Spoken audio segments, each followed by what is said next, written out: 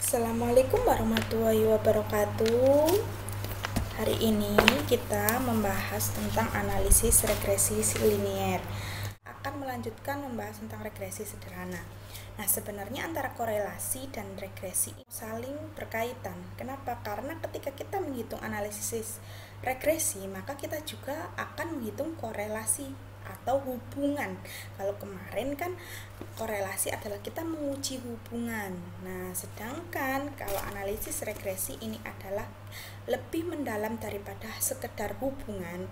Jadi, adanya sebab akibat akan dapat diukur melalui analisis regresi ini. Tapi sebelum kita melangkah lebih jauh, kita mengenal terlebih dahulu yang namanya variabel. Apakah itu variabel? Pasti kalian sudah sering dengar ataupun bahkan selalu mendengar kata variabel. Nah, variabel sendiri itu adalah segala sesuatu yang memiliki variasi nilai yang berbeda dan dapat diukur. Misalkan ada variabel tinggi badan. Nah, selain itu ada juga variabel berat badan. Nah, misalkan kita menyebutnya hanya variabel badan. Tidak bisa. Kenapa? Karena variabel badan kan belum memiliki ukuran yang jelas. Akan tetapi ketika kita menyebutnya menjadi variabel tinggi badan, maka otomatis memiliki ukuran, dan setiap orang memiliki tinggi badan yang berbeda-beda. Inilah yang dapat disebut sebagai variabel.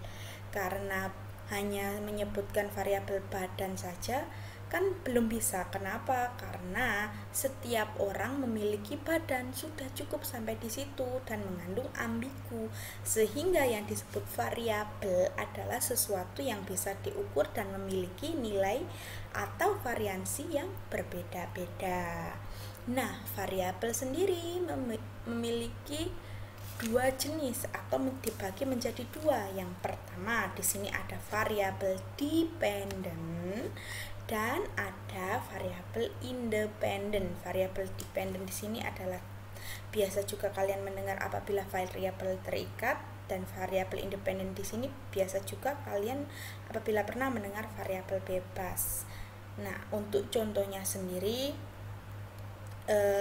misalkan ya, sinar matahari, hubungan variabel sinar matahari dengan variabel pertumbuhan tanaman. Nah, untuk memudahkan bagaimana membedakan antara mana sih variabel dependen dan mana sih variabel independen, dapat kita bagi seperti demikian. Ini kan variabel dependen. Nah, variabel dependen ini adalah yang dipengaruhi, sama-sama berawalan dari kata dependen dan dipengaruhi. Jadi variabel yang dipengaruhi adalah variabel dependen, dan variabel independen adalah variabel yang memengaruhi.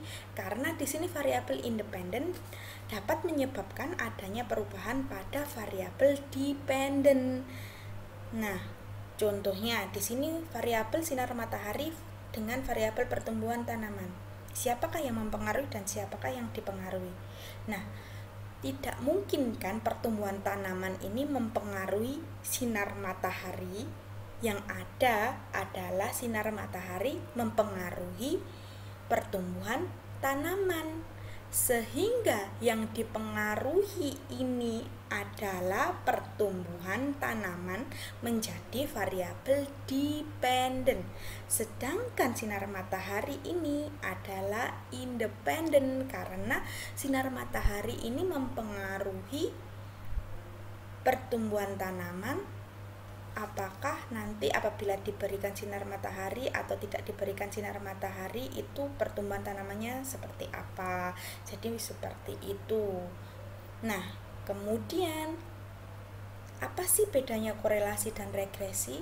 Di sini kita melakukan uji atau analisis korelasi itu adalah untuk mengetahui hubungannya lemah ataukah kuat.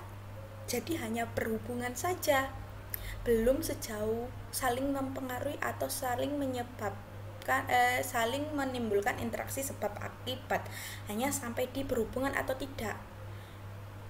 Terus kemudian regresi ini tujuannya untuk mengetahui lebih dalam lagi apakah ada interaksi saling mempengaruhi atau saling memberikan sebab dan akibat, menciptakan sebab dan akibat. Maka kita menggunakan regresi. Jadi apabila kita hanya ingin mengetahui hubungannya saja, kita menggunakan analisis korelasi. Sedangkan apabila kita ingin menelisik lebih jauh, apakah saling mempengaruhi, dipengaruhi, ataukah yang dapat merubah, menyebabkan suatu adanya perubahan antara dua variabel tersebut, kita menggunakan analisis regresi.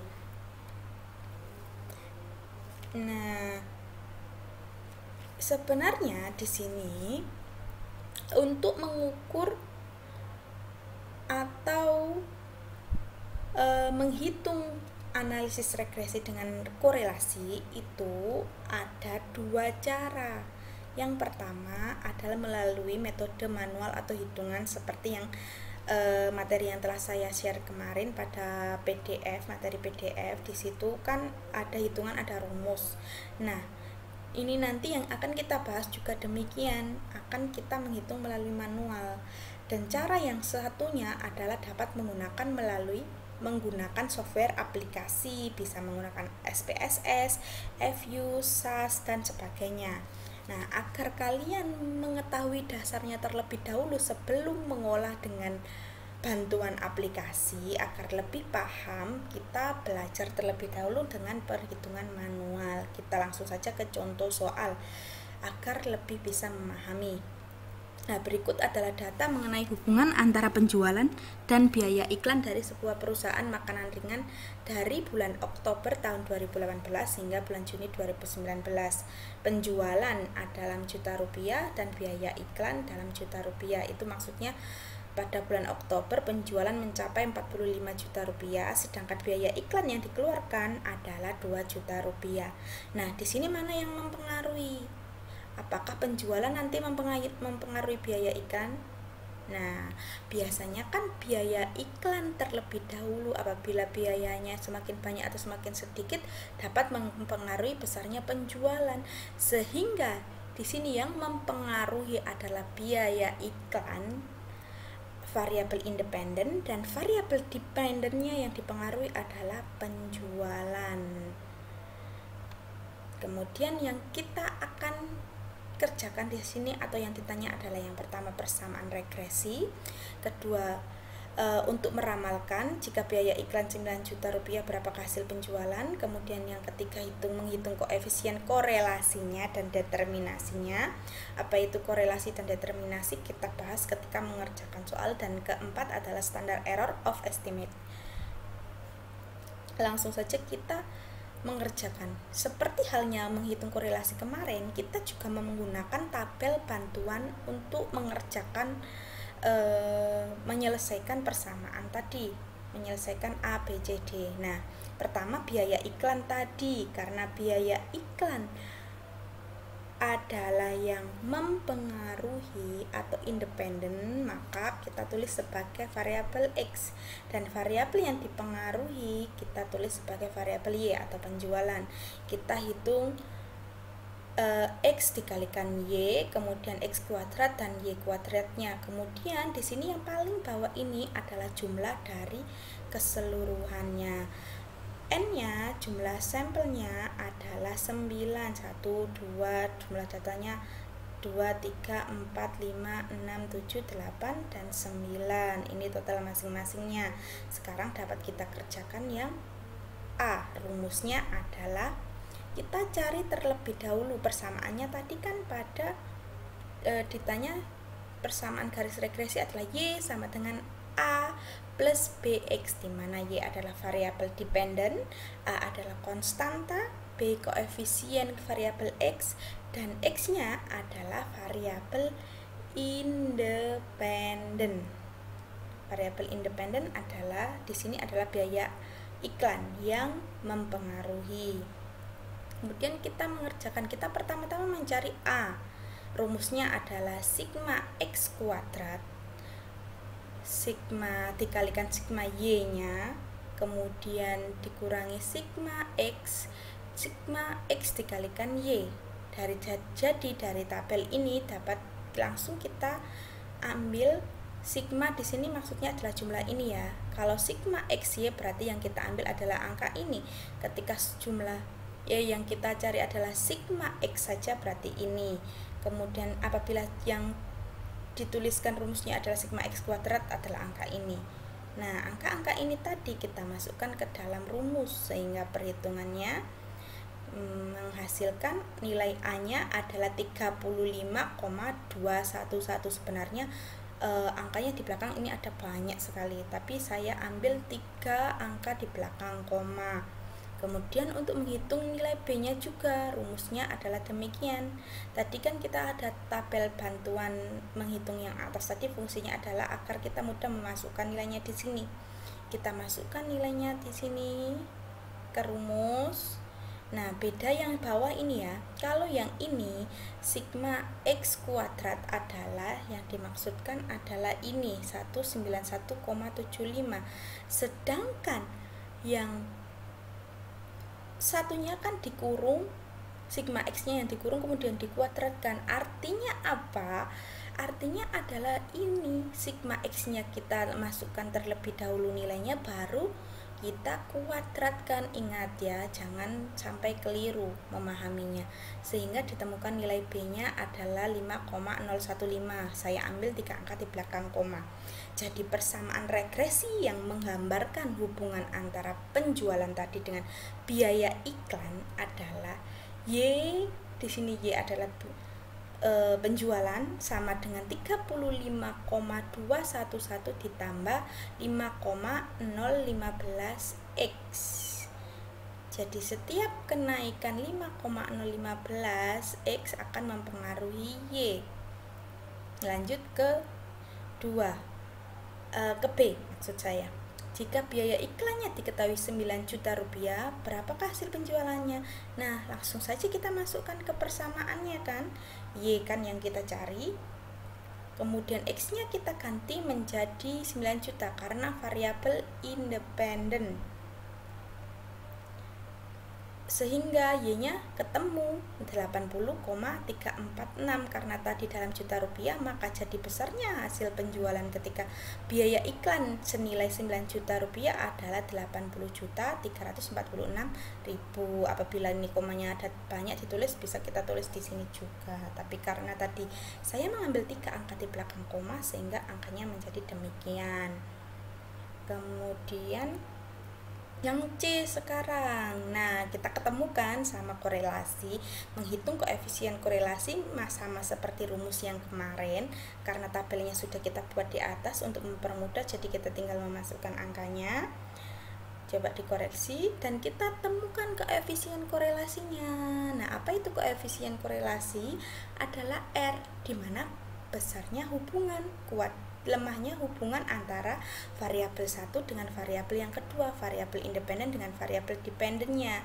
Karena ini ketemu nilainya adalah 0,912, atau apabila kita presentasikan kan menjadi 91% ya. Jadi koefisien korelasi ini dari biaya iklan dan penjualan sebesar 0,912 atau 91%. Artinya korelasi antara variabel penjualan dengan biaya iklan ini adalah positif karena nilainya positif, dan sangat erat karena nilai R-nya mendekati positif 1. Sekarang setelah itu kita mencari koefisien determinasi. Apa itu koefisien determinasi?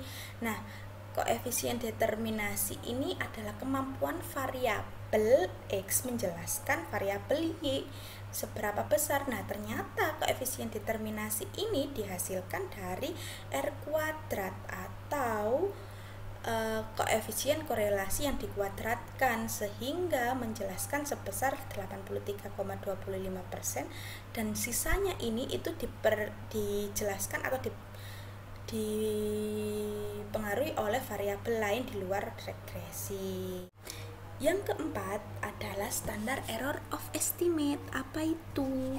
Nah, adalah estimasi dari standar error untuk meramalkan menjelaskan variabel y-nya. Jadi kita menghitung berapa sih standar penyimpangan, rata-rata penyimpangan variabel dependen prediksi terhadap variabel dependen yang sebenarnya. Jadi kan tadi kita bisa meramalkan hasil dari variabel y-nya.